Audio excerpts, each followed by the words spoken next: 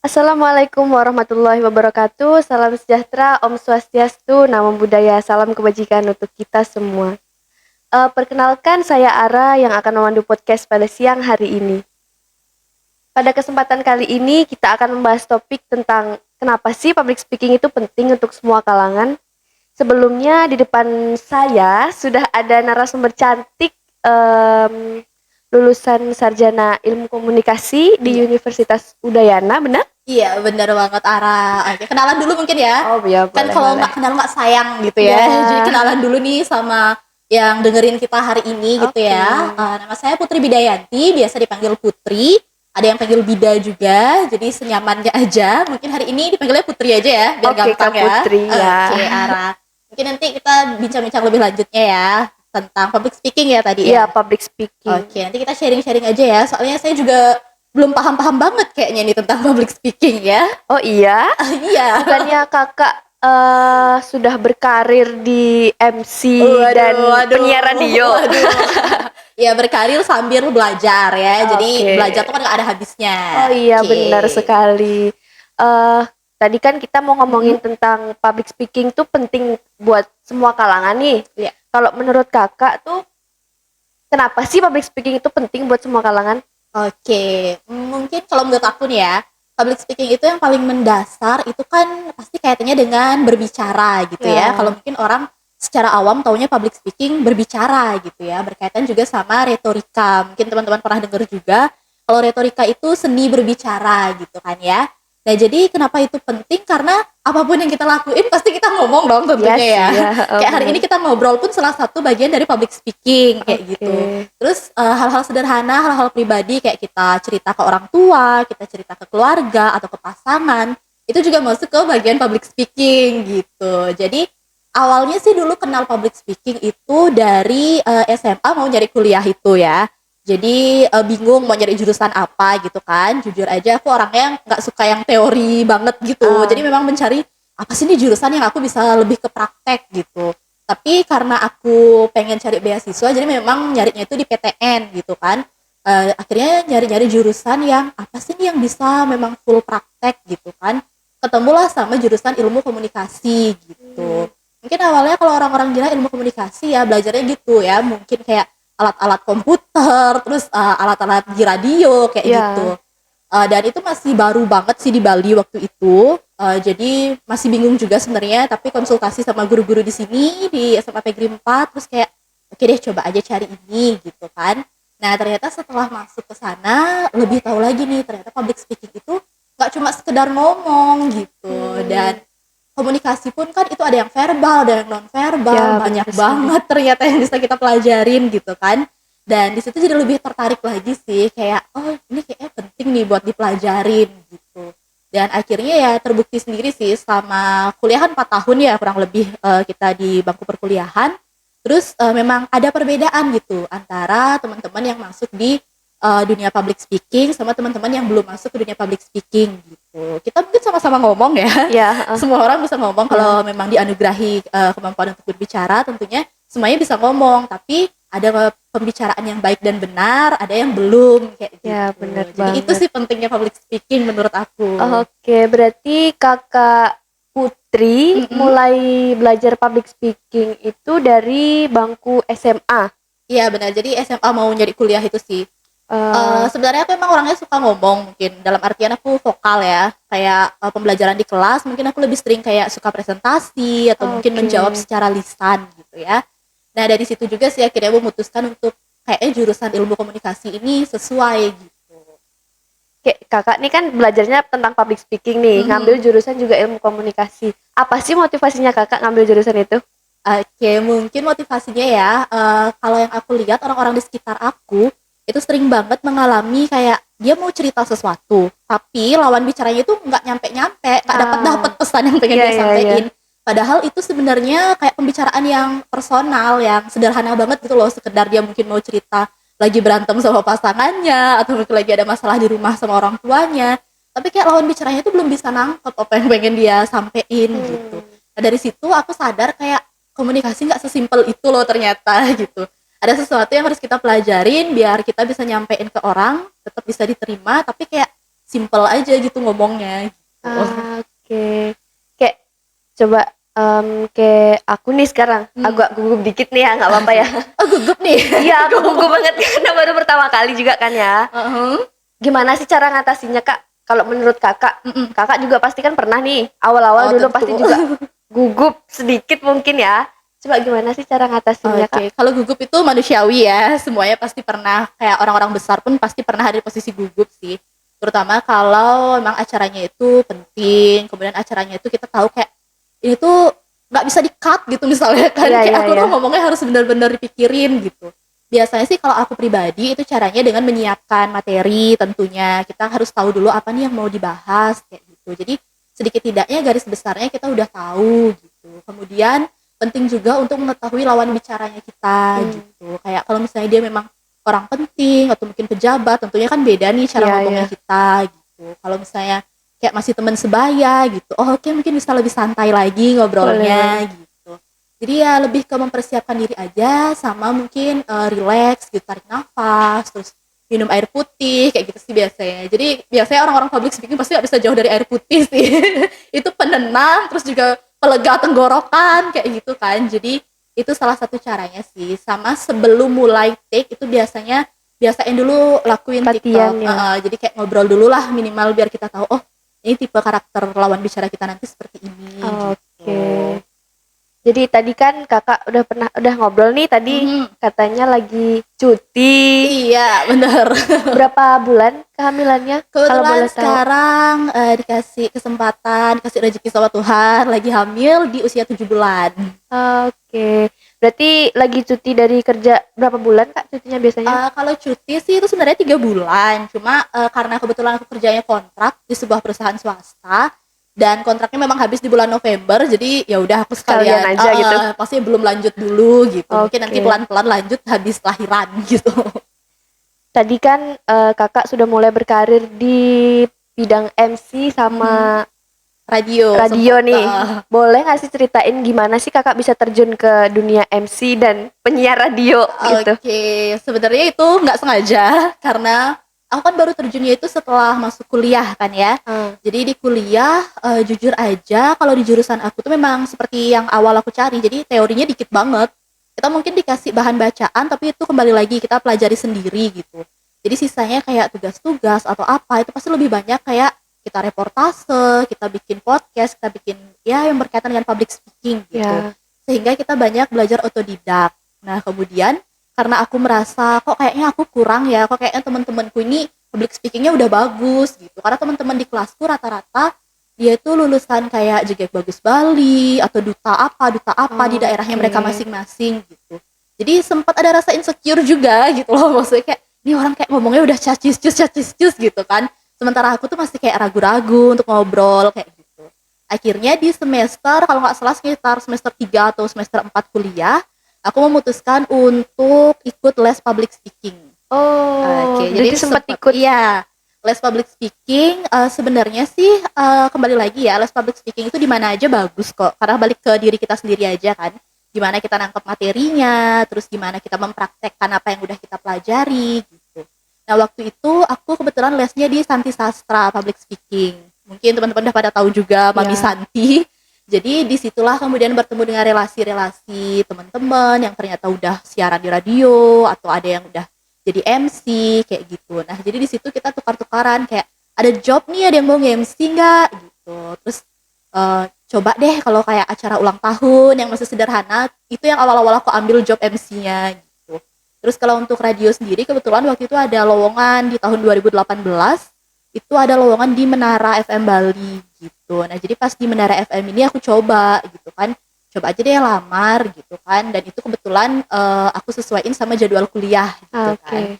Dengan pengalaman yang masih nol banget, nggak ada pernah siaran radio. First time ya? Iya, bener-bener nggak tahu alat-alat radio kayak gitu kan, yang itu banyak banget ternyata alat-alatnya yang perlu dipelajari gitu. Terus ketemu sama saingan di situ pas interview, mereka tuh rata-rata kayak aku udah pernah siaran di radio A, radio B kayak gitu. Tambah ngedown lagi sebenarnya kan, maksudnya kayak ya ampun udah pasti nggak kepilih kayak gitu kan. Tapi di satu sisi guru les aku Mami Santi itu kayak bilang, menekankan dan meyakinkan aku kayak, "Kamu tuh punya potensi," gitu. "Kamu bisa kok dengan modal suara kamu, dengan modal yang sudah kita pelajari di sini," gitu. "Ya tinggal belajar alat-alat, kalau kamu belajar pasti bisa," gitu. Akhirnya tetap, "Ya udah coba aja deh," gitu. Diterimalah syukurnya waktu itu jadi salah satu. Jadi waktu itu cuma nyari 2 penyiar, aku diterima untuk penyiar pagi waktu itu. Tantangannya adalah harus bangun jam 5 pagi dan langsung OTW dari rumah. Wih, Karena jam 6 pagi udah on banget air. ya. Iya, itu juga tantangan juga kan. Bisa kebayangin nggak sih kita tuh baru bangun, terus harus sudah siap ngomong gitu, dan ngomongnya itu didengerin sama orang yang nggak kita kenal gitu loh. Oke, Dan itu oke. banyak yang dengerin pagi-pagi gitu kan. Terus harus mempersiapkan diri, dan itu trainingnya lumayan lama sih, sekitar sebulan 2 bulan. Itu benar-benar harus paham sama alat-alatnya gitu. Tapi setelah masuk ke situ seru banget sih dunia broadcasting itu ya. Jadi lebih ke pengalaman sama relasi sih yang bakal banyak kita dapat kalau kita masuk ke dunia broadcasting. Termasuk juga MC, karena kan MC tuh nggak terduga ya. Kadang Ya. kliennya kita dipanggil untuk ulang tahun si A, ternyata oh si A ini ternyata bapaknya kerja di mana. Jadi nanti saat ada event di kantor bapaknya bisa aja loh kita dipanggil lagi kalau dia Oh, suka oke. sama caranya kita nge-MC kayak gitu. Jadi relasi sih yang benar-benar terjalin kalau kita udah masuk di dunia public speaking. Tadi kan udah cerita soal pengalaman soal menjadi penyiar radio nih. Mm-mm. Coba deh ceritain boleh nggak sih soal pengalamannya menjadi pertama kali menjadi MC, gimana sama Waduh, perasaannya? pertama kali jadi MC. Oke, itu kalau nggak salah acara di kampus, ya acara di kampus dulu itu skalanya masih kecil sih, kayak acara-acara kepanitiaan gitu. Dan itu biasanya dibantu sama kakak tingkat. Jadi kakak tingkatnya yang mengarahkan gitu kan, kayak apa aja sih rundown acaranya gitu. Nah, pengalaman yang nggak bisa dilupain itu adalah saat itu kan nge-MC, terus di sebuah wilayah di desa yang aku nggak pernah ke sana gitu. Jadi Oke. desanya itu ada di Tabanan waktu itu. Aku lupa nama desanya apa. Pokoknya agak jarang aku denger gitu. Dan ternyata salah penyebutan nama desanya. Dan itu langsung ditembak sama kepala desanya gitu. Nah, di situ juga lumayan challenging ya, karena kan kita harus mempertahankan mentalnya kita nih biar tetap bisa stay nge-MC saat kita udah ditembak, dibilang kayak penyebutan nama desa kita itu nggak kayak gitu ya, MC-nya tolong diperbaiki kayak gitu, dan itu di depan semua audiens gitu. Jadi kayak hal-hal seperti itu sih yang lumayan dibilang lucu-lucu, ada malunya juga kan karena didengar gitu. Iya Terus sih. gimana caranya kita tetap mempertahankan kayak, oh ya bapak, mohon maaf ya bapak, tadi salah penyebutan. Terus acara lu masih tetap lanjut lagi gitu. Itu sih yang nggak bisa dilupain sampai sekarang. Jadinya kayak pembelajaran juga. Jadi sebelum mulai MC biasanya aku tanya dulu nih bacanya gimana gitu. Ini bener nggak kayak gini? Gitu.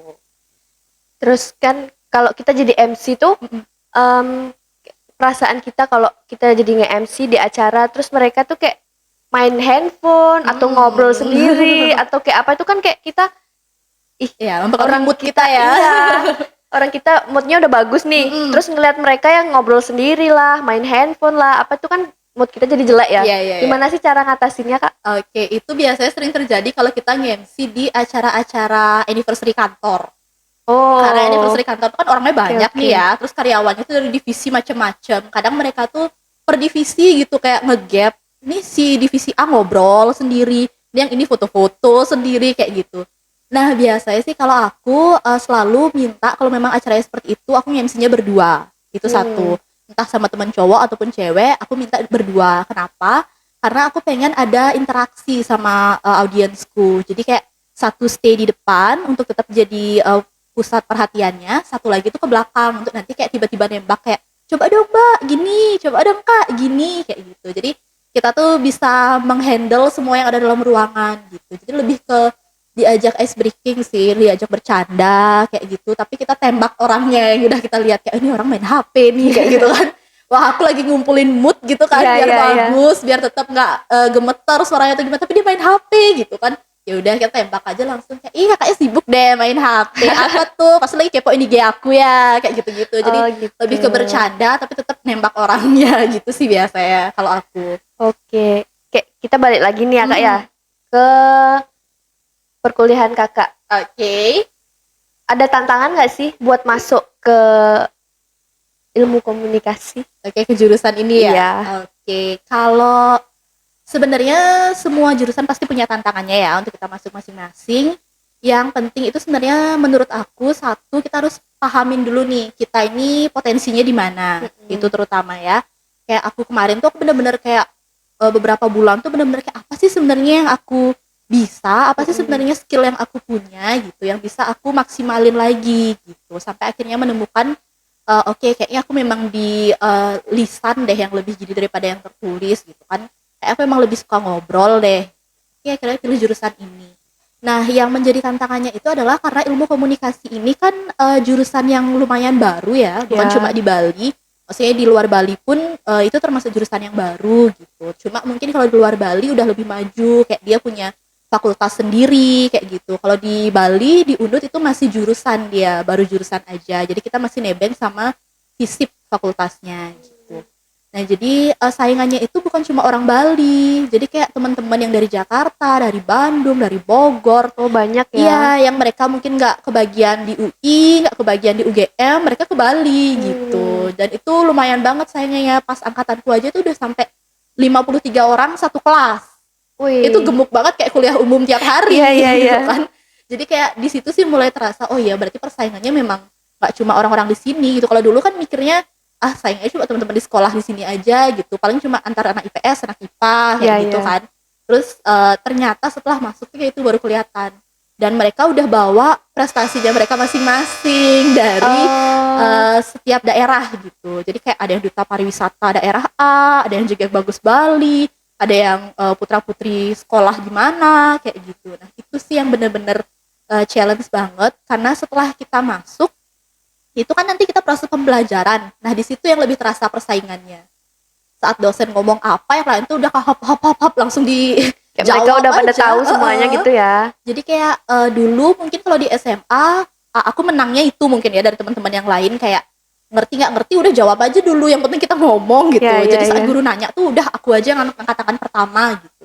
Ternyata di kampus semua orang seperti itu di dalam kelasku. Jadi saat ada dosen yang nanya semuanya angkat tangan gitu. Kerasa banget sih persaingannya di situ. Jadi selama proses pembelajaran itu yang nanti akan terasa banget persaingannya gitu. Jadi teman-teman ini udah biasa sama public speaking gitu. Bahkan ada yang udah bisa kayak bahasa berapa bahasa gitu kan, bahasa Mandarin dia udah cas-cis-cus gitu, terus dia bisa bahasa Inggrisnya juga udah jauh gitu loh, sedangkan aku yang masih bisa bahasa Indonesia doang MC-nya gitu. Jadi di situ sih yang lebih saingannya kerasa. Jadi kalau masuknya mungkin ya masih bisa mengandalkan keberuntungan mungkin ya, tergantung berapa banyak orang yang Iya, daftar gitu kan. oke. Tapi tantangannya nanti pas udah masuk itu sih biasanya baru kerasa. Tadi kan kakak udah cerita soal tantangan nih Mm-mm. karena banyak dapat saingan dari beberapa Ya. daerah, Mm-mm. mereka yang udah pinter public speaking, Mm-mm. yang udah bisa bahasa Mandarin, bahasa Iya. Inggris, sudah bisa banyak bahasa. Terus dia yang punya udah kesini bawa prestasi Mm-mm. banyak. Mm-mm. Terus apa sih kakak tuh pola pikirnya gimana nih? Kok bisa sampai selesai dengan Oke. IPK yang wow gitu? Enggak, biasa aja sebenarnya. Oke, jadi kalau aku waktu itu mungkin kayak awal-awal sempet ngedown sih. Maksudnya sempet kayak aku harus bergaul sama siapa nih kayak gitu kan. Semuanya tuh udah jauh banget dari aku gitu. Ada nggak sih yang mau ngajak aku di kelas kayak gitu kan. Tapi akhirnya yaitu perjalanan waktu kita bakal ketemu sama circle yang tepat gitu loh. Jadi Oke. orang-orang yang mungkin sama kayak aku, mungkin pengalamannya sama kayak aku kayak gitu. Nah, di saat kita udah ketemu circle yang tepat itu sih kita nanti bakal lebih bisa kayak menyemangati diri sendiri tuh loh. Kayak kita lihat, oh ternyata dia sama loh, dia baru bisa nge-MC bahasa Indonesia aja loh gitu. Yaudah nanti kita bisa cari bahan bareng sama dia nih untuk belajar MC bahasa Inggris mungkin, atau belajar MC bahasa daerah gitu. Nah, terus di satu sisi juga aku lihat teman-temanku kan lebih banyak orang luar Bali ya. Jadi aku punya potensi untuk memaksimalkan bahasa daerahku gitu. Oke. Jadi saat ada sekarang kan semenjak Pak Koster itu kan daerah tuh lumayan Iya, di iya, ini ya, kayak pakai kebaya, terus setiap hari apa harus ngomong bahasa Bali kayak gitu kan. Nah, aku merasa kayak ini bisa nih aku tarik potensinya gitu. Aku maksimalin untuk apa yang mereka nggak punya gitu. Jadi aku Oke. lihat, oh mereka nih nggak bisa bahasa Bali nih. Iya, mereka orang Jakarta kan. Walaupun mereka bisa ngomong bahasa Bali, pasti logatnya beda. Nggak akan bisa semulus kita gitu loh ngomong bahasa Balinya. Terus bahasa Bali itu kan juga ada tingkatan-tingkatannya. Ada bahasa Bali halus, ada bahasa Bali yang untuk pergaulan. Nah, itu tuh di situ nanti yang aku tarik, oh aku bisa ambil di situ kesempatannya. Oke, nggak apa-apa, aku nggak bisa bahasa Inggris, mungkin nggak lancar, apalagi Mandarin kan ya, saya tidak paham gitu kan. Jadi ya udah aku maksimalin aja di MC bahasa Indonesia sama MC bahasa Bali gitu. Dan akhirnya itu beneran berguna gitu di beberapa event partai politik sih waktu itu ya, kebetulan Oke. dapet tahun politik yang hampir sama kayak tahun ini kan, lagi banyak-banyaknya kampanye kayak gitu. Nah itu tuh ada yang memang request untuk pakai bahasa Bali halus ya kayak gitu.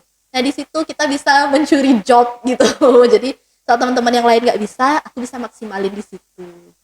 Jadi penting untuk memilih circle yang tepat juga sih. Teman-teman di kelas di antara banyaknya orang, siapa nih yang kayaknya mirip sama aku track recordnya gitu. Cari itu, terus kita pasti bisa maksimalin apa yang kita punya. Oke. Terus tadi kan kita udah ngomongin tentang bahasa nih. Berarti kakak sekarang sedang MC pakai bahasa Indonesia sama bahasa Bali. Udah Iya. bisa dong bahasa Inggris? Belum terlalu sih. Tapi udah pernah MC bahasa Inggris? Pernah, tapi itu berdua.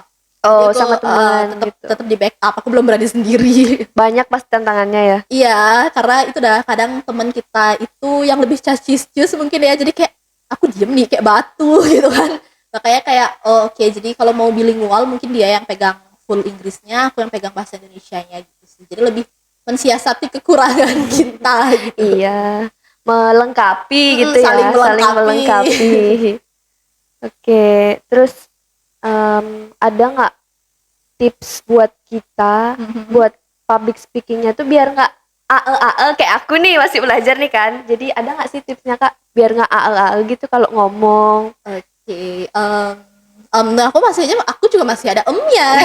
Tapi kan nggak sebanyak aku. Itu soalnya sebenarnya saat kita menjeda untuk berpikir kan Iya sebenarnya. iya bener sekali. Apa nih ngomong apa nih abis ini gitu Bener kan. banget. Oke, sebenarnya sih dengan cara kadang yang paling sering itu adalah dengan membalikkan lagi pertanyaan. Misalnya kita butuh waktu berpikir nih, ditanya kayak kamu mau makan apa gitu kan. Terus kita masih bingung nih, makan apa ya enaknya gitu kan. Biar nggak kelamaan kayak gitu, kita pasti kayak hari ini sih panas banget ya. Terus aku pengen makan apa gitu ya yang mungkin agak seger gitu, yang mungkin dagangnya itu nggak terlalu mahal harganya, tapi ada esnya juga gitu. Itu sambil berpikir tuh otak, mau apa nih, mau bakso, mau apa gitu kan. Oh yaudah bakso aja gitu. Nah sama public speaking juga kayak gitu, saat kita ditanya kita balikin dulu pertanyaannya gitu. Kamu rumahnya di mana? Rumah aku sih sebenarnya nggak terlalu jauh gitu. Tapi kita masih ingat apa ya nama jalannya kemarin tuh kayak gitu. Jadi lebih ke mensiasati dengan kayak gitu, terus sama tetap latihan sih tentunya. Banyak baca, banyak mendengar. Public speaking itu kalau kita banyak baca, banyak mendengar, tentunya kita kosakatanya akan lebih banyak. Jadi saat kita ngeles pun, nah itu tuh kita ada banyak kosakata untuk kita sampein. Gitu. Kalau Kak Putri nih, latihannya tuh hanya di les atau nanti di rumah tuh kakak ngolah sendiri, ngolah lagi bahasanya, terus coba ngomong sama suami mungkin atau sama keluarga gitu? Kalau aku sih, kalau sekarang udah mulai pasif ya, karena sekarang lebih banyak ngobrol sama bayi kayaknya dalam perut kan. Iya sih. Kalau dulu waktu masih aktif nge-MC, masih aktif siaran, itu biasanya aku ngobrol depan kaca, ngobrol sama diri sendiri. Gitu. Jadi kadang siaran itu kan kita udah dikasih tema besar kan ya, maksudnya kayak besok bawain tema olahraga ya gitu. Nah jadi aku mulai searching bahan bacaan tentang olahraga gitu, terus aku kayak nyari nada-nada bacanya, kayak di mana sih pemenggalannya yang bagus. Itu di depan kaca biasanya, jadi sama diri sendiri gitu. Mungkin kalau tetangga denger mungkin agak aneh ya, itu sih dia ngobrol sama siapa gitu kan. Tapi emang penting kayak gitu sih. Terus kadang di jalan juga sambil kita naik motor mungkin kan ada papan iklan atau apa, nah itu kita baca tapi kita gunakan nada yang berbeda-beda gitu. Itu sih kadang yang kita pakai untuk hal paling simpel untuk belajar ngobrol biar lebih menarik gitu. Berarti Kak Feby sekarang, Kak Feby kan salah, sorry. Kak Putri sekarang masih di radio ya? Di FBI ya? Baru aja selesai sih tahun ini, awal tahun ini karena nikah. Terus pekerjaanku terakhir ini yang di marketing itu kan kantornya ada di Tabanan. Terus memang karena marketing aku tuh harus keliling ke cabang-cabang, dan cabangnya itu ada di daerah Gianyar, Tabanan, Badung sama Denpasar. Jadi kayak agak susah bagi waktunya, akhirnya ya udah aku ngalah untuk menarik diri dari radio dulu sementara. Oh berarti sekarang di marketing? fokusnya di situ aja dulu karena memang tidak kebagi waktunya. Pusing ya bagi Iya. waktu ya. Apalagi sekarang dalam keadaan hamil itu lumayan ini sih menguras tenaga juga gitu loh, kayak lebih cepet capek kan. Jadi kalau harus siaran pagi, karena siarannya tetap pagi kan, yang jam 5 harus berangkat, jam 6 udah mulai on air, itu belum bisa sih kayaknya. Oke. Sebelum kita akhiri nih, Hmm. ada nggak sih pesan buat kita nih yang pengen, yang mau belajar public speaking atau buat jadi penyiar radio, buat jadi MC biar nggak gugup di depan umum. Oke, pesannya mungkin ya, kalau buat teman-teman semua, buat adik-adik, nggak ada waktu terlambat untuk belajar, itu intinya. Mau berapapun usia kalian sekarang, belajar aja, terutama public speaking itu kan hal yang memang kita lakoni setiap hari. Jadi belajar aja terus, nggak apa-apa kok. Belajar itu bisa dari diri sendiri aja dulu. Kemudian jangan takut, jangan Oke. takut untuk mencoba. Apapun itu, kalau udah ada tawaran, ambil aja. Meskipun kalian kayak belum tahu nih aku bisa nggak sih, gitu. Tapi coba aja dulu, karena kadang saat kita udah bilang iya, kita tuh punya semangat lebih untuk belajar. Iya, iya, gitu. bener banget. Jadi kayak udah terlanjur nih aku bilang Iya, iya iya. gitu. Padahal aku nggak bisa bahasa Inggris, ya udah belajar aja. Aku udah terlanjur nih nerima kayak gitu. Jadi jangan pernah takut. Takut itu kan ada dalam diri kita sendiri ya. Jadi dilawan aja gitu. Oke. Gitu sih kalau menurut aku. Oke, jadi udah makasih banget ya Kak ya udah bagi cerita, udah bagi tips, udah bagi pesan, udah bagi ilmu juga nih buat aku buat ada ilmu baru juga. Oke, kita Tentang sharing public aja ya. Tapi speaking, itu kan iya. baru, aku juga belum seberapa sih. Masih belajar terus tentunya kayak yang aku bilang tadi, meskipun sekarang udah mau brojol, sudah menikah, tapi tetap masih dalam proses belajar. Gitu Oke, sih. Kak Putri, terima kasih Oke. atas waktunya. Maaf nih udah ganggu waktunya istirahat. Enggak. Ini happy sih. Jadi kalau kita udah ngelakonin public speaking, terus kita makin sering ada kesempatan untuk berbicara, itu happy banget sih. Jadi semangat tersendiri. Oke, makasih Kak Putri ya atas Oke. waktunya. Makasih juga ya Ara, makasih Iya, teman-teman semua. iya, bye-bye.